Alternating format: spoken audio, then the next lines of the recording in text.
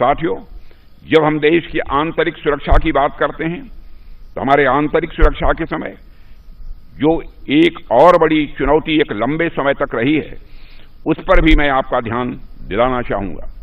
एक लंबे समय तक नक्सलवाद हमारी आंतरिक सुरक्षा के लिए समस्या रहा है। एक समय था जब छत्तीसगढ़, झारखंड, ओडिशा, आंध्र प्रदेश, तेलंगाना, महाराष्ट्र, इन सभी राज्यों के कई जिले नक्सलवाद से प्रभावित थे। गांवों में स्कूल बंद थे, सड़कें नहीं थीं और लोग भय में जीते थे।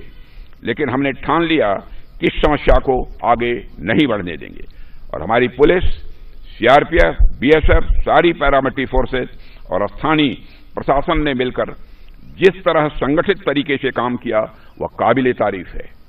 साथियों, पिछले कई वर्षों के हमारे सम्मिलित प्रयास अब फलीभूत हो रहे हैं।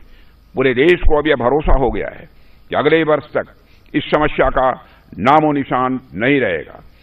आपकी जानकारी के लिए बता दूं, इस वर्ष भी कई शीर्ष नक्सलियों का खात्मा किया जा चुका है।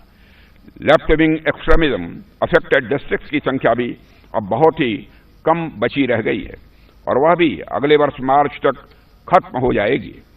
साथियों, जब हम देश की आंतरिक सुरक्षा की बात करते हैं तो हमारे आंतरिक सुरक्षा के समय जो एक और बड़ी चुनौती एक लंबे समय तक रही है, उस पर भी मैं आपका ध्यान दिलाना चाहूंगा।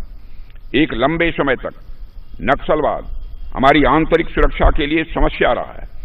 एक समय था जब छत्तीसगढ़, झारखंड, ओडिशा, आंध्र प्रदेश, तेलंगाना, महाराष्ट्र, इन सभी राज्यों के कई जिले नक्सलवाद से प्रभावित थे।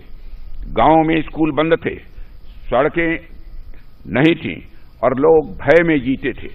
लेकिन हमने ठान लिया कि इस समस्या को आगे नहीं बढ़ने देंगे और हमारी पुलिस, सीआरपीएफ, बीएसएफ, सारी पैरामिलिट्री फोर्सेस और स्थानीय प्रशासन ने मिलकर जिस तरह संगठित तरीके से काम किया वह काबिले तारीफ है। साथियों, पिछले कई वर्षों के हमारे सम्मिलित प्रयास अब फलीभूत हो रहे हैं। पूरे देश को अब यह भरोसा हो गया है कि अगले वर्ष तक इस समस्या का नामो निशान नहीं रहेगा। आपकी जानकारी के लिए बता दूं, इस वर्ष भी कई शीर्ष नक्सलियों का खात्मा किया जा चुका है। Left wing extremism affected districts की संख्या भी अब बहुत ही कम बची रह गई है और वह भी अगले वर्ष मार्च तक खत्म हो जाएगी।